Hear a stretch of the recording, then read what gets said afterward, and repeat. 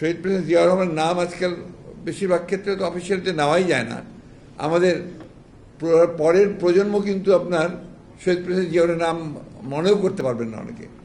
আজকে যে একটা অত্যন্ত পরিকল্পিতভাবে একটা আপনার যে চক্রান্ত চলছে, যে শহীদ জিয়ার নামটাকে একেবারে মুছে ফেলা, এটাকে ইতিহাস থেকে আপনার সরিয়ে দেওয়া, এবং এই পরিকল্পনার অংশ হিসেবেও তারা এখন আপনার একেবারে আমাদের ছাত্রদের, একেবারে কোমলমতি ছাত্র যারা প্রাথমিক বিদ্যালয়, আপনার সেকেন্ডারি স্কুলসে, তারা এমন এমন কারিকুলাম নিয়ে এসছে, এবং ইতিহাসের ক্ষেত্রে বলতে গিয়ে তারা সেখানে জিয়াউর রহমানকে ভিন্নভাবে চিত্রিত করার চেষ্টা করেছেন।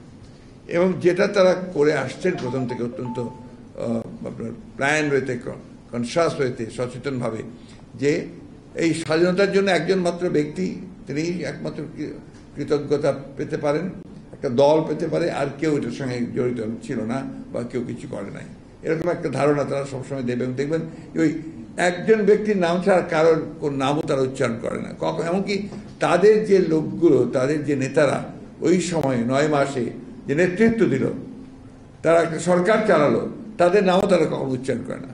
যে ব্যক্তিটি সেনাবাহিনীর, বাংলাদেশ সেনাবাহিনীর, মুক্তি সেনাবাহিনীর যিনি প্রধান ছিলেন, সর্বাধিনায়ক ছিলেন, এমআইজি ওসমানীর নাম তারা একবারও উচ্চারণ করে না।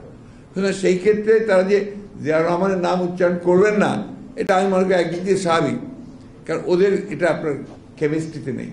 আমার সবসময় একটা কথা মনে হয়, যেটা আমি বলিও, যে আসলে আওয়ামী লীগের কেমিস্ট্রিটা ডিফারেন্ট। ওর কেমিস্ট্রি হচ্ছে দুটো জিনিস আছে তাদের মধ্যে, একটা হচ্ছে যে দুর্নীতি, আর একটা হচ্ছে সন্ত্রাস। এই দুটোর বাইরে ওরা যেতে পারে না, এবং কাউকেই তারা আপনার মেনে নিতে পারে না। গতকাল আপনার রব সাহেবদের একটা প্রোগ্রাম ছিল, আপনার এই সিরাজুল আলম খানের প্রথম মৃত্যুবার্ষিকী পালন করছিলেন ওরা।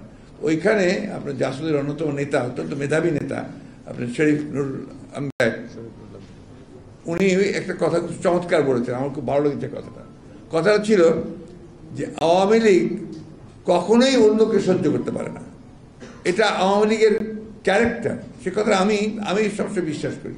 তার চরিত্র হচ্ছে অন্যকে সহ্য করতে না পারা, এবং তাকে সে কখনোই আপনার তার কথাকে শুনবে না। যেটা গণতন্ত্রের প্রধান জিনিসটা হচ্ছে যে অন্যের কথা শোনা এবং একটা আপনার সহনশীলতার রাজনৈতিক চিন্তা করা, সেটা তাদের নেই। পরমত সহিষ্ণুতা বলতে তারা কিছুই বিশ্বাস করে না। সেই ক্ষেত্রে জিয়াউর রহমান সাহেব সম্পূর্ণ একটা ব্যতিক্রম ছিলেন। আমি অন্যান্য দিকগুলোতে যাবো না, আমি ওই জিনিসটা আসতে চাই। জিয়াউর রহমান সাহেব সকলের কথা শুনতেন। তিনি যখন রাজনীতি শুরু করলেন, অর্থাৎ তিনি যখন দায়িত্ব পেলেন, তিনি তো নিজে শুরু করে তাকে দায়িত্ব দেওয়া হলো, তখন কিন্তু তিনি প্রথমে একটু কম কথা বলতেন, একেবারে বলতেনই না। আমার নিজের অভিজ্ঞতা আছে কিছু, সেই জন্য বলছি যে উনি শুধু শুনতেন। অভিজ্ঞতা হচ্ছে যে আপনার সেই সময় তিনি একটা শিক্ষা কমিশন তৈরি করেছিলেন।